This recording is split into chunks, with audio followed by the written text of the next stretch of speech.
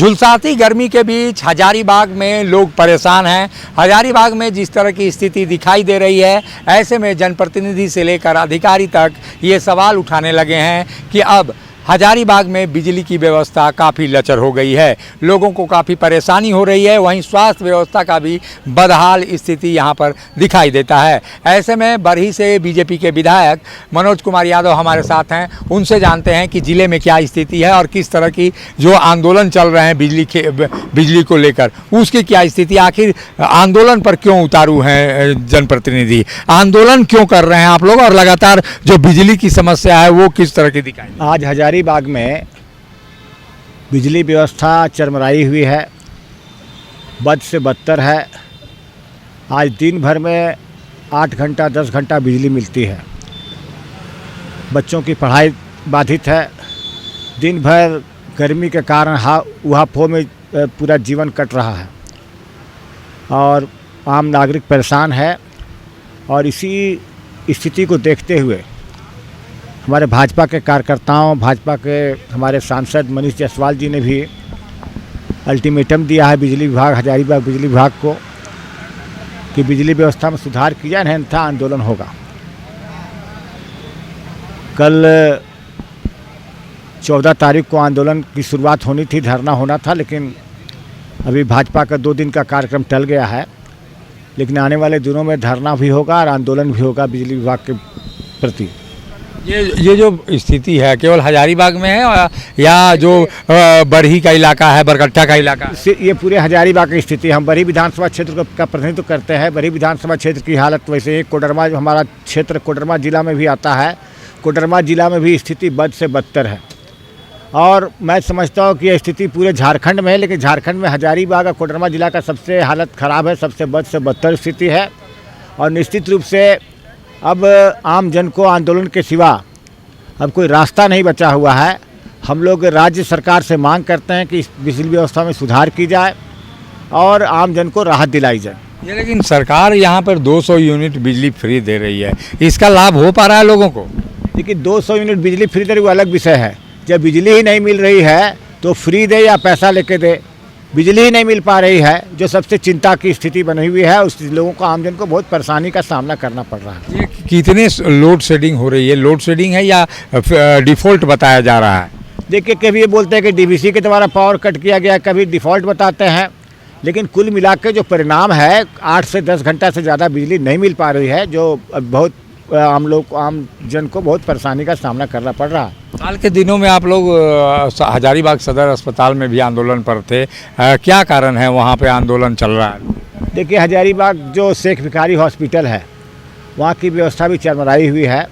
वहाँ भी जब जाएँ तो डॉक्टर अनुपस्थित रहते हैं। जो स्वास्थ्य सुविधा बहाल होनी चाहिए वो ठीक ढंग से नहीं है, सुचारू रूप से नहीं है। और अभी हाल के दिनों में वहाँ के स्थानीय विधायक प्रदीप प्रसाद जी के द्वारा वहाँ संजीवनी सेवा कुटीर लगाया जाता था, बनाया गया था।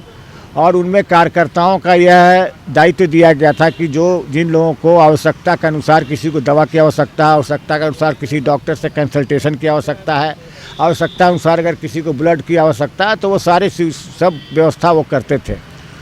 और निश्चित रूप से आम जन को बहुत ही लाभ मिल रहा था, जबकि वो एक सामाजिक दायित्व निभा रहे थे। विधायक थे, निश्चित रूप से भाजपा के विधायक थे, सामाजिक दायित्व निभा रहे थे। और प्रदीप प्रसाद पहले से भी एक बड़े समाजसेवी के रूप में जाने जाते रहे हैं।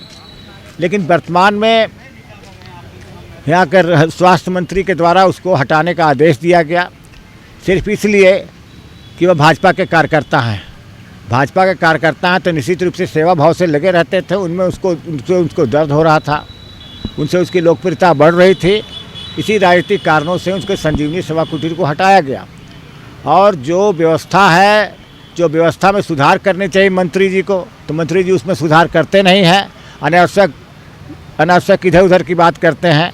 हम मंत्री जी हो चाहे राज्य सरकार से जो मांग करते हैं, जो सेवा बहाल होनी चाहिए, स्वास्थ्य सुविधा बहाल होनी चाहिए, निश्चित रूप से उस पर ध्यान केंद्रित करें ताकि आम जन को स्वास्थ्य सुविधा मिल सके। इरफान अंसारी का कहना है कि बीजेपी जो कुटीर योजना वहाँ पर कर रही थी, हमारे जब स्वास्थ्यकर्मी इसके लिए सक्षम है तो उनकी ज़रूरत क्या है? स्वास्थ्यकर्मी निश्चित रूप से कोई सक्षम नहीं है। आज एम्बुलेंस की हालत देखिए, एम्बुलेंस जंगल में पड़ा हुआ है, एम्बुलेंस नहीं मिलता है, वहाँ पर स्ट्रेचर नहीं है। वहाँ स्ट्रेचर में मरीज को उठा के बेड तक ले जाने के लिए व्यवस्था नहीं है। अगर कोई समाज सेवी यह सुविधा देता है, एम्बुलेंस की व्यवस्था कराता है, ब्लड की व्यवस्था कराता है, स्ट्रेचर से मरीज को उसके बेड तक दिलवाता है, उसकी छोटी मोटी दवाएं की जो आवश्यकता है उसकी पूर्ति करता है, तो इसमें कोई राजनीति की क्या बात है। निश्चित रूप से ऐसे समाज सेवी संस्था को तो सरकार की ओर से पीठ थपथपाया जाना चाहिए, उसको प्रोत्साहित किया जाना चाहिए ताकि आम जन को स्वास्थ्य सुविधा मिल सके। लेकिन आप लोग तो इसमें राजनीति कर रहे हैं, ऐसा स्वास्थ्य मंत्री का कहना है। उनको राजनीतिक लग रहा है लेकिन कोई राजनीति नहीं कर रहे हैं। संजोग से प्रदीप प्रसाद जी एक बड़े समाज सेवी के रूप में जाने जाते रहे हैं और यह संजोग है कि भारतीय जनता पार्टी से उन्होंने उम्मीदवार बने, वो चुनाव भी जीत गए। तो इसका मतलब यह नहीं कि वो राजनीति कर रहे हैं। वहाँ हॉस्पिटल में कोई राजनीति की बात नहीं। हॉस्पिटल में चाहे कोई हो, किसी पार्टी के लोग हो, हिंदू हो, मुसलमान हो, कोई जात के हो, कोई धर्म के मानने वाले हो, सबकी सेवा, सबको सहयोग संजीवनी सेवा ट्विटर से मिलता था। लेकिन स्वास्थ्य मंत्री का ये कहना है कि आपके जो सांसद हैं हजारीबाग के मनीष जायसवाल, वो भी राजनीति कर रहे हैं, अनावश्यक चीज़ों को तूल देते हैं, वहाँ पे बिना इजाज़त के सभी कार्यकर्ताओं को प्रवेश कराते हैं। नहीं, उनका आरोप गलत है। मनीष जायसवाल जी भी एक समाज सेवी के रूप में जनहित में, जनता के हित में कार्य करते हैं। जनता को, उनके द्वारा भी जनता को स्वास्थ्य सुविधा में जो परेशानी होती है, कठिनाई होती है, वो निजी स्तर पर भी उनको दूर करते हैं, उनको सेवा करते हैं, सहयोग करते हैं। इसलिए मनीष जायसवाल जी पूर्ण रूपेण समाज सेवा का कार्य हॉस्पिटल में करते हैं। ये बरही अनुमंडल है और स्वास्थ्य मंत्री ने कहा कि सभी अनुमंडलों में अस्पताल भी बनेगा। बरही अनुमंडल के अस्पताल की क्या स्थिति? देखिए, बरही अनुमंडल अस्पताल सबसे बड़े बरही अनुमंडल एक तो अस्पताल है, चौपारण अस्पताल है। चौपारण अस्पताल की हालत बहुत ख़राब है। चौपारण जो है जीटी रोड पर स्थित है, झारखंड और बिहार का बॉर्डर है। वहाँ दुर्घटनाएं सड़क दुर्घटनाएं प्रायः होते रहती है और सड़क दुर्घटना का कैजुअलिटी होती है। लेकिन जो सड़क दुर्घटना के बाद जो सुविधा मिलनी चाहिए, वहाँ उतने डॉक्टर उपलब्ध नहीं है, वहाँ का एम्बुलेंस वहाँ उपलब्ध नहीं है।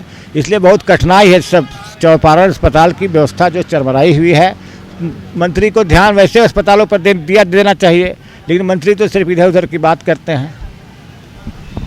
ये स्थिति है हजारीबाग की। हजारीबाग में बिजली और स्वास्थ्य को लेकर जिस तरह से लगातार आंदोलन हो रहा है और जो स्थितियां वहां पर दिखाई दे रही हैं, आम जनता निश्चित रूप से बिजली की आंख मिचौली और स्वास्थ्य सेवाओं की कुव्यवस्था से परेशान है। ऐसी स्थिति में राज्य सरकार को निश्चित रूप से इस पर पहल करनी चाहिए, अन्यथा हजारीबाग के लोग स्वतः सड़कों पर उतरकर और बड़ा आंदोलन खड़ा कर सकते हैं। सहयोगी शिल्पी के साथ अशोक कुमार, मुखर संवाद, हजारीबाग। लाएंगे अखिलेश इस बार पीढ़ी सरकार, लाएंगे अखिलेश इस बार पीढ़ी सरकार। हमारे माननीय राष्ट्रीय अध्यक्ष जी को विचारों को, समाजवादी पार्टी को विचार को मानते हुए हमारे पार्टी में आए और माननीय राष्ट्रीय अध्यक्ष जी को विचारधारा को और उनका सारे आंदोलन को देखते हुए जुटे। और मैं सभी को आह्वान करता हूं कि समाजवादी पार्टी में सदस्यता ग्रहण करके मजबूत करें। जय समाजवाद, जय अखिलेश। आइए समाजवाद से जुड़िए, समाजवादी बनिए।